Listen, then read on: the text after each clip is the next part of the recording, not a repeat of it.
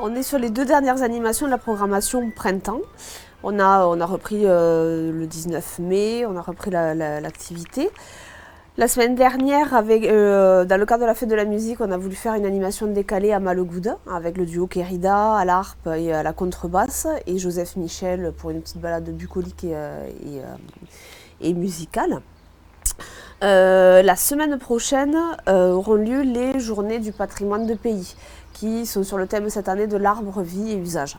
On avait programmé déjà l'année dernière une journée au Sautel, sur la commune du Sautel, sous l'arbre de Fajou, sous le chêne de Fajou qu'on va pouvoir reconduire cette année avec plusieurs animations. On a voulu une journée un peu riche et complète. On a à partir de 14 h un atelier de grimpe d'arbres pour tout public, un atelier famille.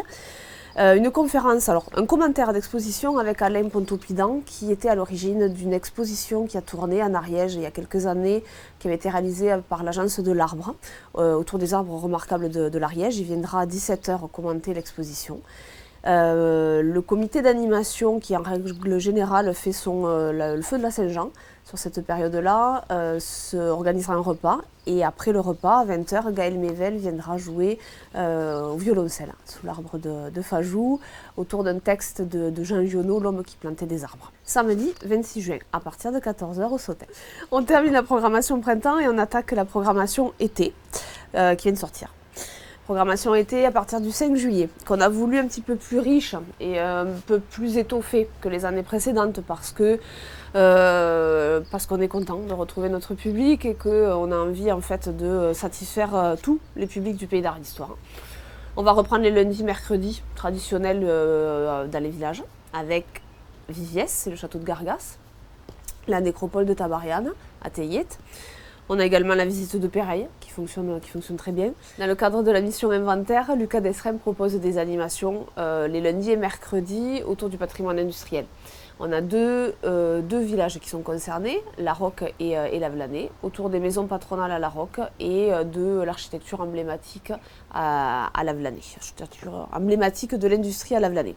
Et bien évidemment le village de Dun qu'on avait programmé l'année dernière et qu'on reprogramme dans le cadre de ces lundis et mercredis. On a voulu étoffer cette programmation par des jeudis, alors des jeudis décalés. On aura 4 jeudis décalés, un qui sera programmé avec des visites surtout musicales. On a voulu allier la visite à la prestation artistique et surtout musicale. On a une visite musicale avec un concert de gospel dans la chapelle de Sainte-Foy et un commentaire des fresques fraîchement restaurées, des peintures fraîchement restaurées. 2 visites avec Gaël Mével, une à Camon et une à Bélesta, autour de textes de Jean Giono et de Barry Lopez. Et enfin, on a, à la fin du mois d'août, un récital clavecin-voix dans l'église de l'Échère, devant le retable de l'Échère. Ça, c'est dans le cadre des visites des jeudis décalés. On a également des rendez-vous thématiques autour de l'industrie, toujours dans le cadre de la mission inventaire en partenariat avec la région. On a toute une semaine, la semaine du 14 juillet, qui sera consacrée à la thématique de l'industrie, avec surtout la première édition de type Focus. Ce sont des éditions publiées, des éditions chartées Pays d'Art et d'Histoire.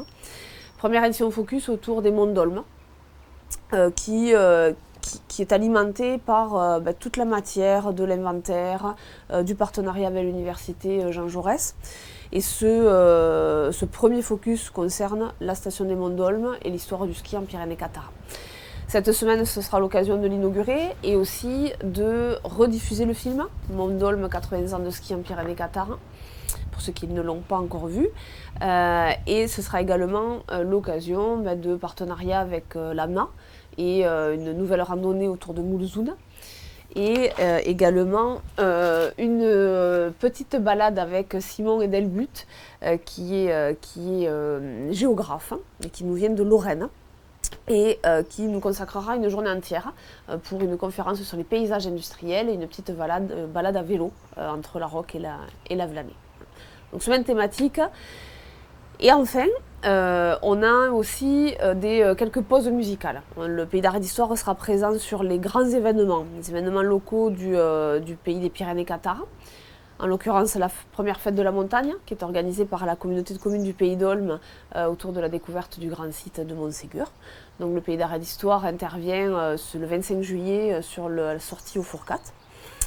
Également, le Pays d'art et d'histoire sera présent par des pauses patrimoine sur 2 gros événements, MIMA, la 33e édition du festival MIMA, et surtout sur les délocalisations en village. Le Pays d'art et d'histoire propose des introductions au spectacle dans 4 villages du pays des Pyrénées-Cathares.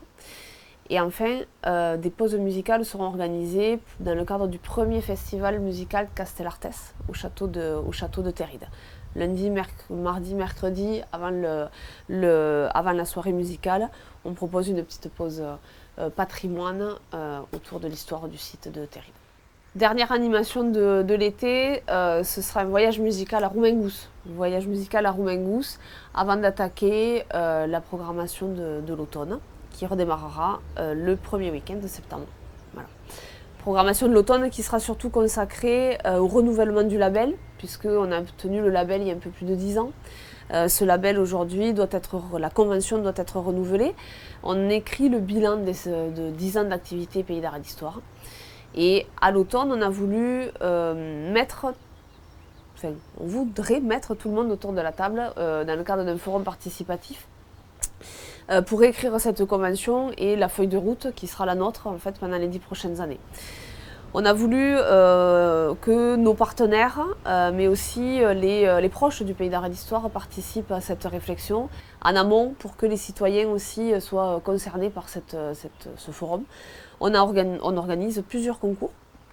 Concours photo, concours écriture qui sont déjà lancés, également un concours dessin qui concernera uniquement le jeune public. Voilà, sur le même thème, qu'est-ce qui fait patrimoine pour vous en Pyrénées-Cathares? Donc le dépliant est sorti, il est disponible dans les offices de tourisme, dans les sites touristiques et toutes les informations sont sur notre site internet pyrénéescathares-patrimoine.fr et il est conseillé encore de réserver donc auprès du service Pays d'art et d'histoire.